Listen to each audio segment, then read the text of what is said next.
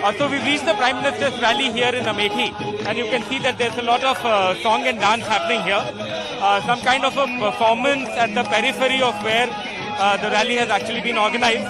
Of course, you can see that it is drawing a lot of crowds, especially from youngsters who are all here and who are filming on their mobile phone. क्या नाम है आपका? अनुभव कुमार पांडे। पांडे जी कहाँ से हैं आप? हम गौरीगंज से हैं। गौरीगंज से।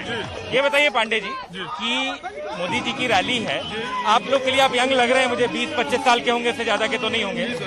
क्या सबसे बड़ा मुद्दा है इस चुनाव में? सबसे बड़ा मुद्दा ये है महिलाओं की सुरक्षा, युवाओं को रोजगार की मुद्दा। और आने वाली विधानसभा में मटियारी जी हमारे यहाँ से भाजपा को अच्छी लीड देकर और उत्तर प्रदेश सरकार में ले जाने का काम करेंगे।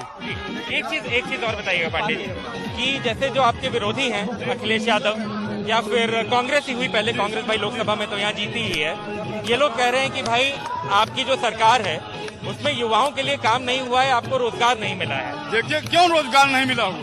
रोजगार कौन कहता है रोजगार नहीं मिला है?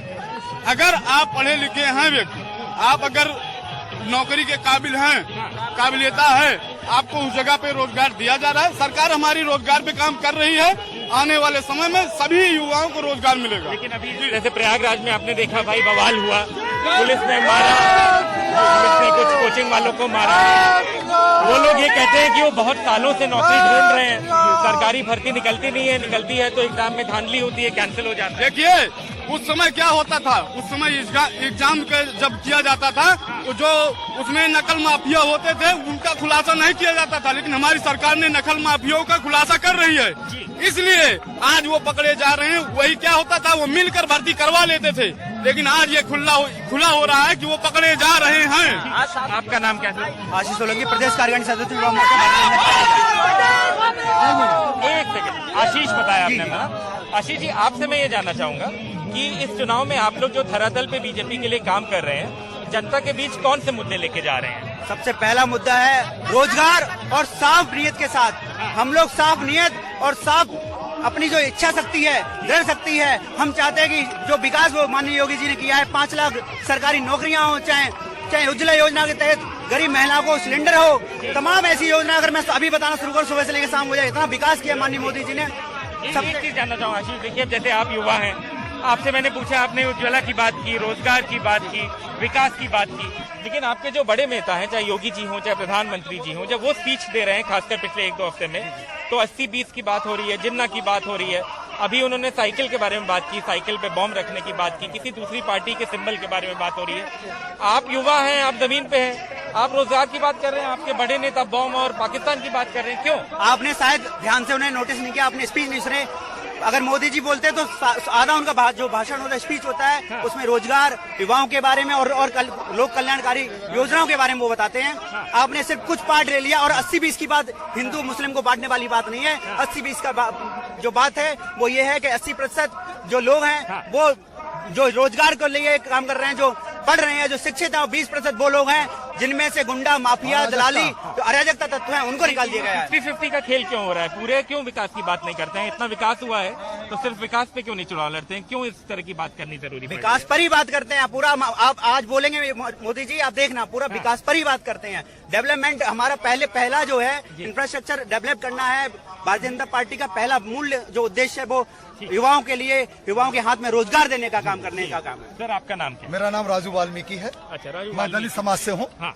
दलित समाज को जितना सम्मान, जिसको हम लोगों को अनटचेबल समझा जाता था, उस समाज को माघ मेले में माननीय यशस्वी प्रधानमंत्री जी ने, जिसे छुआ नहीं जाता था, उनके पैर धोने का काम किया।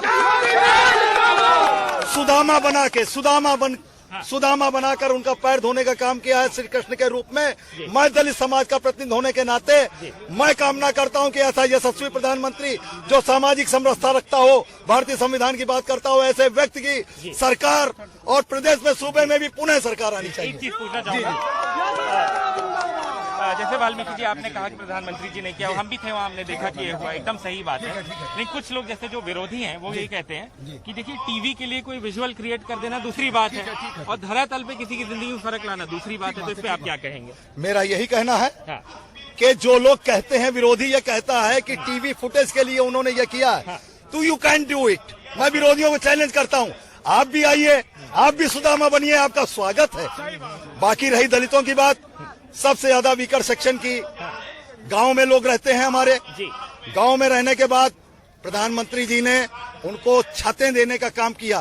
उनकी बहनें बेटियां हमारी जाती थी, जिस तरह आपको मनीषा का कांड मालूम है, वो अगर शौचालय अगर उसके यहाँ बना होता तो वो लड़की वहां ना जाती।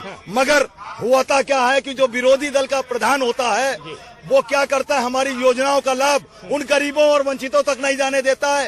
ये सीन मैंने अभी अभी देखा है। ये इसी मडियारी विधानसभा में वहाँ के विधायक और प्रधान ने एक पूरी बस्ती है, कुनिया गांव है, आप भी जाके देख सकते हैं, मीडिया प्रतिनिधि है, वहाँ एक भी व्यक्ति को 70 साल का बूढ़ा दंपति है, उसकी झोपड़ी उड़ गई है। और विधायक और प्रधान ने राजनीतिक प्रतिद्वंदता के तहत कि मोदी योगी के लाभ से वंचित उन्हें किया है। एक आपसे भी बात करना चाहूंगा सर, आपका नाम क्या है? मेरा नाम है वंदे मातरम, शैलेंद्र कुमार शर्मा, कानपुर से हूँ। कानपुर से आए आप। शैलेंद्र जी, ये बताइएगा कि जैसे ये सज्जन वाल्मीकि जी भी लॉ एंड ऑर्डर की बात कर रहे थे, तो एक चीज मैं आपसे पूछना चाहूंगा, जैसे योगी जी हैं वो कहते हैं कि उनके टाइम में लॉ एंड ऑर्डर बहुत सही था।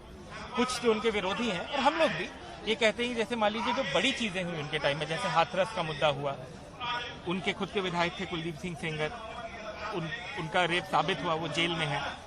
विकास दुबे जो हैं 8 पुलिस वालों को उन्होंने मारा। तो ये सब जो बड़ी बड़ी घटनाएं हुई हैं ये भी तो उन्हीं के समय में हुई है। बिल्कुल सही बात आपने कही है। योगी सरकार जब से आई है तब से योगी सरकार ने जितने भी गुंडे, मवाली, आतंकवादी जितने भी लोग हैं उन सबको अंदर किया है।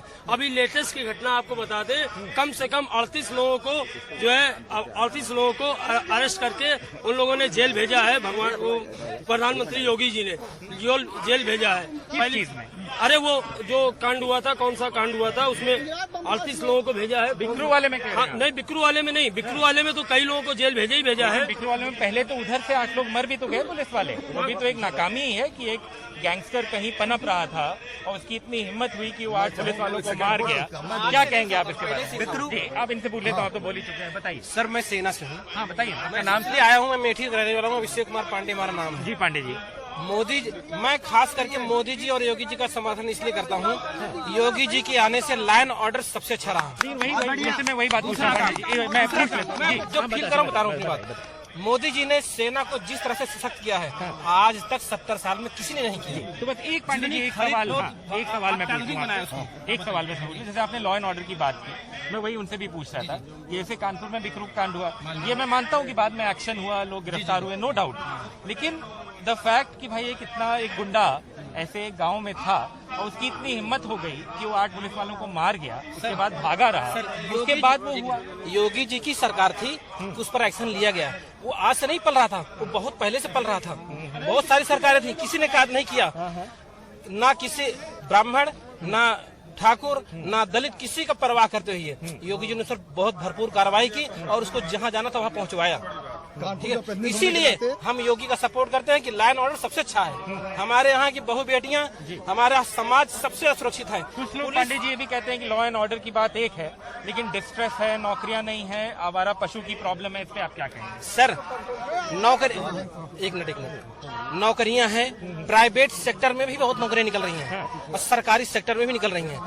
इतनी जनसंख्या है, सबको सरकारी नौकरी नहीं दी जा सकती हैं। उसके लिए प्राइवेट सेक्टर में नौकरी निकल रही है। बहुत सारे लोग आज हर जगह लगे हुए हैं, ऐसा बात नहीं है। आप बाहर घूमेंगे ना, देखेंगे सब अपनी अपनी कार्य कर रहे हैं। आप देखिए, अगर नौकरियां नहीं होती, आज जिस तरह सड़कें भरी हुई गाड़ियां से, जिस तरह से लोग, इतनी महंगी महंगी प्रॉपर्टी इतनी सेल हो रही है, सबसे ज्यादा रेवेन्यू आया हुआ है अमेठी से, क्या कहते हैं, रजिस्ट्री में। ठीक है, यही कारण है। नौकरी बाबा, आपका नाम क्या है? क्या नाम है? मेरा नाम रमाशंकर। कहाँ से हैं आप? अमेठी से, ग्राम सभा महासव से। क्या आप मानते हैं कि आवारा पशु कोई प्रॉब्लम है? हाँ, आवारा पशु को गांव में रहते हैं, आवारा पशु प्रॉब्लम है। क्या इसका कोई समाधान निकाला है सरकार ने? अभी तक नहीं, कोई नहीं समाधान निकाला हुआ है सरकार ने, नहीं निकाला है। नहीं निकाला है। हमारे गौशाला खुली है, अरे गौशाला खुली, इसमें 2 4 10 जाते हैं, पकड़ के फिर छोड़ देते हैं और रात को, ठीक ही नहीं, ऐसा हाल है। क्या करना चाहिए आपको योगी जी को इसके हिसाब से? ये जो है बंद होना चाहिए, ठीक है नहीं। ये जो पशु है फसल चर ले रहे हैं, दिक्कत है, प्रॉब्लम है, इसको बंद होना चाहिए। क्या आपको लगता है इनको कोई राजनीतिक हानि हो सकती है इसकी वजह से? हाँ जी, क्या इनको कोई राजनीतिक हानि हो सकती है इसकी वजह से? हाँ हो सकती है, बिल्कुल, ठीक है नहीं। कौन सी बड़ी बात नहीं तो 5 साल तो हो ही गया सर, 5 साल में कहाँ निकाल पाए? क्या चीज नहीं निकाल पाए? 5 साल तो हो ही गए, जैसे ये कह रहे हैं भाई किसान ही होंगे, एक जानवर पर 900 रुपए सरकार दे रही है, प्रधान उसको खा रहे हैं। उसी को कार्यवाही में आ जाए कि जो है प्रधान के ऊपर थोड़ा सा ये हो जाए कि जानवरों की व्यवस्था करें। पैसा जा रहा है सरकार, मान रहे हैं कि समस्या है थोड़ी बहुत, समस्या थोड़ी बहुत है, लेकिन उसका निदान आने वाले समय में सरकार करेगी। सरकार का कहना है कि हम इसके लिए आपका नाम क्या है? मैं गुरु नारायण गुप्ता नाम है मेरा। जी गुप्ता जी, जैसे ये कह रहे हैं कि भाई आवारा पशु का समस्या भी है और राजनीतिक हानि भी हो सकती है इसकी वजह से, आप ही के बगल में खड़े हैं, बीजेपी के सपोर्टर होंगे इसीलिए रैली में आए होंगे, क्या कहेंगे आप? लेकिन इनके साथ में इन्होंने एक बात ये भी कही कि सरकार ग्राम प्रधानों को पशुओं के संरक्षण के लिए 900 रुपए महीने दे रही है। जो विपक्षी दल के प्रधान है वो राजनीतिक प्रतिद्वंदिता कारण नहीं चाहते कि सरकार की अच्छी छवि जनता के बीच में प्रस्तुत हो। इस वजह से वो लोग इस, जैसे कि अभी चाचा ने भी बताया कि किसी कोनिया गांव में वहां पर प्रधान और विधायक जनता को सरकार की योजना को लाभ नहीं मिलने दे रहे हैं। एक गांव की बात हुई, लेकिन ये तो पूरा राज्य का मुद्दा है ना सर, कि जैसे हर जगह लोग कह रहे हैं कि आवारा पशु की प्रॉब्लम, आवारा पशु प्रॉब्लम है, लेकिन सरकार उनके संरक्षण के लिए पैसे दे रही है। बस वहाँ पर गौशालाओं के लिए संरक्षण के पैसे दे रही है। वहाँ की स्थानीय ग्राम प्रधान की मिली भगत के कारण हो सकता है कहीं पर कुछ अव्यवस्थाएं हो। और कामों को भी देखिए, आपको केवल यही पशु दिखता है। सरकार जो है, एक मिनट, सरकार भाजपा हमेशा अंत्योदय पर काम करती है, समाज में खड़े हुए अंतिम व्यक्ति को आगे बढ़ाने के लिए काम करती है। आज जितने भी आवास बट रहे, अभी 80 लाख आवास जो है माननीय मोदी जी ने किया, ये किसके लिए है? समाज में खड़े हुए अंतिम पायदान पर जो व्यक्ति है उसके लिए है। और ये मात्र एक साल का है। ठीक है, तो देख बस सर, अभी आ रहा हूँ, फिर से करता हूँ, एक मिनट बस, एक मिनट फिर से मैं करता हूँ। जी जी, एक सेकंड बस, एक second. I think this is fairly longest segment. A lot of these people have said many things that they believe Yogi Adityanath and Mr. Modi have performed. Some issues of stray cattle, but even these people say that that is not really a game changer or a deal breaker for them. With Rajesh Gupta, this is Alok Pandey, NDTV.